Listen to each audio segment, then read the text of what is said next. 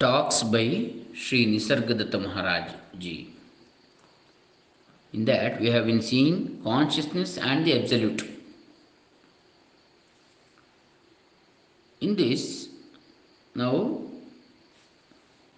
we are going to see the discussion held on July 29th, 1980.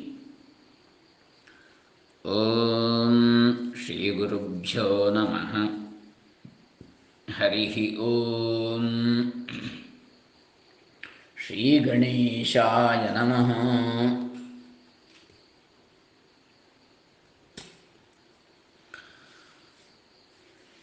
Questioner: why did this consciousness arise? The question. Maharaj answers: you are both the question and the answer. Because everything is you only or I only. That is Sarvam Khalvidam Brahma. All your questions come from your identification with the body, right? You are so and so. With that relationship with the body or identification with the body, you are asking. How can any questions relating to that which was prior to the body and consciousness be answered? There are yogis who have sat in meditation for many, many years seeking answers to this question. What's that question? Why did this consciousness arise? But even they have not understood it, and yet you are complaining. It is a great mystery. Again, question.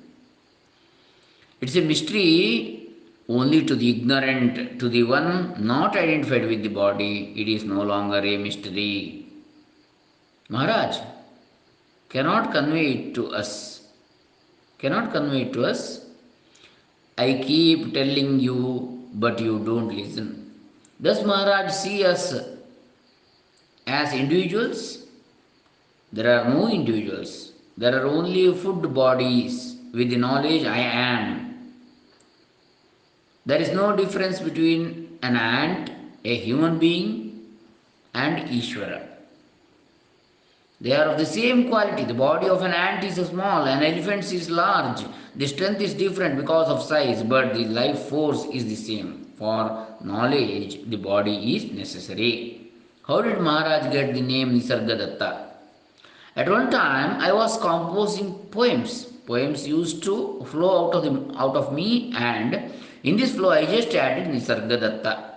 I was reveling in composing poems until my guru cautioned me, you are enjoying composing these poems too much. Give them up. What was he driving at? His objective was for me to merge in the absolute state instead of reveling in my beingness. This was the way I realized knowledge, not through mental manipulation. My guru said this is so, and for me it was finished. If you continue in the realm of intellect, you will become entangled and lost in more and more concepts. Consciousness is time flowing continuously, but I, the Absolute, will not have its company eternally because consciousness is time bound. When this beingness goes, the Absolute will not know I am. Appearance and disappearance, birth and death, these are the qualities of beingness. They are not your qualities. You have urinated and odor is coming from that. Are you that odor? No, I am not. This beingness is like that urine. Can you be that beingness? Absolutely not. You require no more sadhana. For you, the words of the Guru are final. That is very much important. Next, October 5, 1980. Maharaj says, I have no individuality. I have assumed no pose as a person. Whatever happens in the manifest consciousness happens. Whatever happens in the manifest consciousness happens. People identify me with their concepts and they do what their concepts tell them. It is consciousness which is manifest, nothing else. Who is talking, who is walking, who is sitting. These are the expressions of that chemical, I am. Are you that chemical? You talk about heaven and hell, this Mahatma or that one, but how about you? Who are you? So, you study Shiva Purana, Vishnu Purana, Devi Purana, etc. Kanda Purana, Linga Purana, Garuda Purana. But what about Atma Purana? In meditation, one sees a lot of visions. They are in the chemical, the realm of your consciousness. Are they not? All these things are connected only to that birth chemical. You are not this chemical I am. Spiritual knowledge should not be studied. It is knowledge derived from listening. When the listener hears it and accepts it, something clicks in him. This I amness is otherness. It is an expression of duality.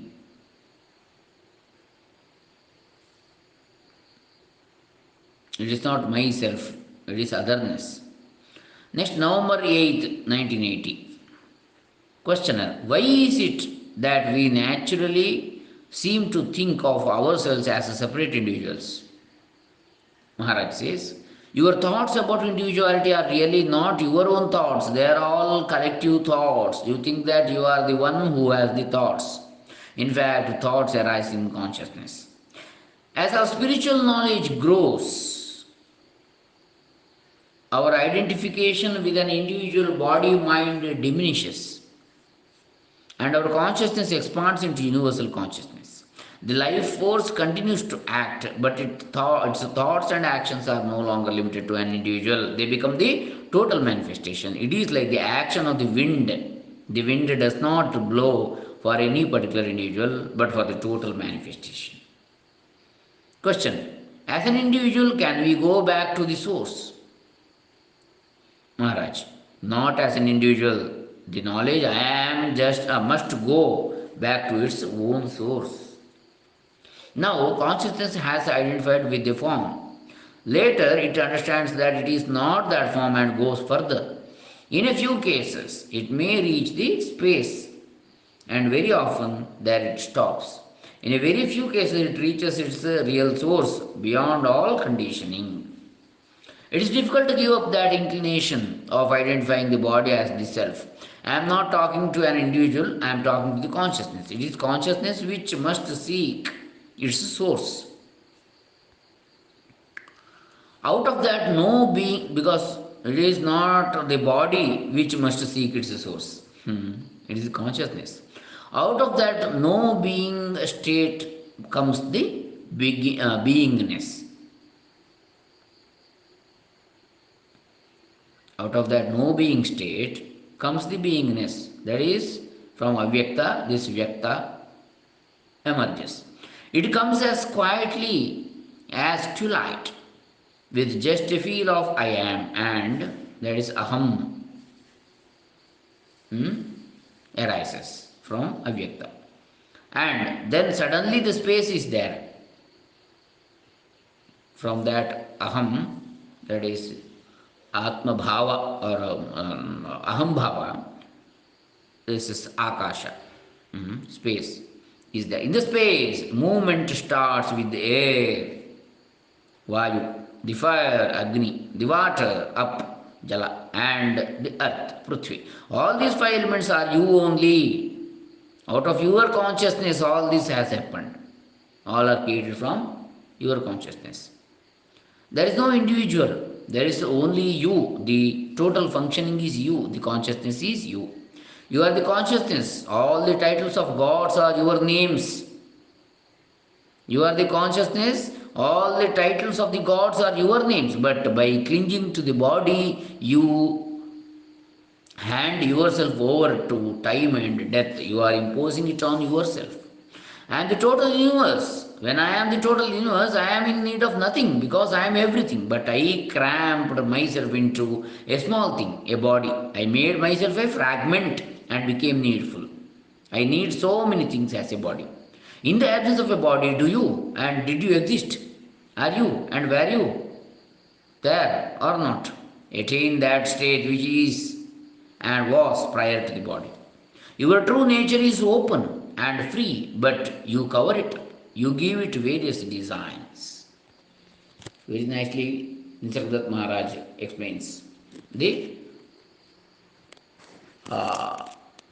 pure Vedanta. November 9, 1980.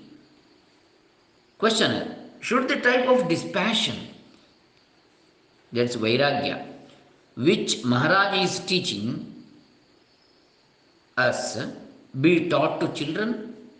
Maharaj says, no. If that's done, they will have no ambition to grow further. They must have certain ambitions, certain desires for their proper growth. The one who has fully investigated himself, the one who has come to understand, will never try to interfere in the play of consciousness. There is no creator with a vast intellect as such. All this play is going on spontaneously. There is no intellect behind it. So don't try to impose yours to bring about any change. Leave it alone. So don't try to impose yours to bring about any change. Leave it alone. That's what Bhagavan Ramana Maharshi also says. Huh? That is, be as you are. Your intellect is a subsequent product of this process. So, how can your intellect take charge of or even evaluate the whole creation? Investigate yourself. This is the purpose of your being. Spirituality is nothing more than understanding this play of consciousness. Try to find out what this fraud is by seeking its source.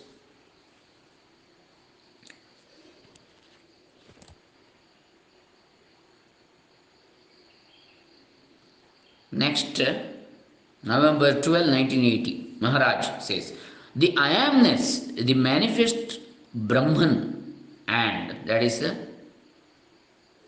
Vyakta Brahma or Karya Brahma, and Ishvara are all only one.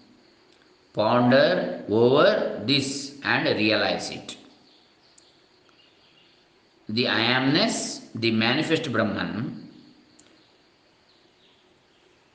and Ishvara are all only one. That is Jivatma and Paramatma. They are all one. Ponder over it and realize it. This is a rare opportunity, one where all has been explained in great detail. So take full advantage of it. You are the manifest Brahman. I have told you many times what your true state is, but through force of habit, you again descend into body identification. A stage has now arrived at which you must give up this bodily identification. The bodily activities will continue until the body drops off, but you should not identify with them. Questioner, how are we to do this? Maharaj, you can watch the body, so you are not the body. You can watch the breath, so you are not the virtual breath, vital breath. In the same way, you are not the consciousness, but you have to become one with the consciousness.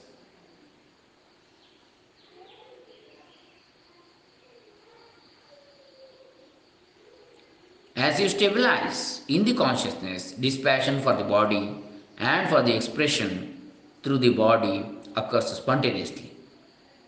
As you stabilize in the consciousness, dispassion for the body and for the expression through the body occurs spontaneously. It is a natural renunciation. Sahaja Vairagya, not a deliberate one. It does not mean that you should neglect your worldly duties. Carry these out with full zest or full zeal. You can do it. Question: should not we rediscover the freedom of the little baby from the body?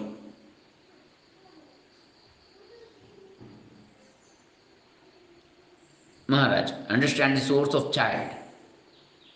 The child is a product of the sperm of the father and the womb of the mother. Consciousness is there in the child as it is in the parents. It is always the same consciousness, whether in the child or in the adult. There is only one consciousness. You must become one with the one with and stabilize in that consciousness. Then you transcend it. That consciousness is your only capital. Understand it. To what extent do you know yourself? Hmm? Question: I have held the feet of Sadguru, beyond that I don't know anything. You must do that. But you should understand the meaning of feet of Sadguru. Understand that. As movement begins with the feet, so movement begins from no knowingness to knowingness. Asatoma Sadgamaya, Tamasoma Jyotirgamaya, Mrityurma Amrutangamaya. When the knowingness occurs, that is Sadguru movement. Go to the source for that movement where the I amness begins. The effort of the one who has arrested that movement will not go to the waste. The effort of the one who has arrested that movement will not go to the waste. Will not go to waste. Holding the feet of Sadguru is the borderline between knowingness and no knowingness. Next session we shall see in the next, that's November 17th, 1980 talk we shall see in the next session. Hare Rama. Sadguru Charanarpitamastu. Nisargadatta ji Charanarpitamastu. Sarve Jana Sukhino Bhavantu. Lokas Samasta Sukhino Bhavantu. Sajjana Santu Nirbhayaha. Om Tat Sat. Krishna Arpanamastu.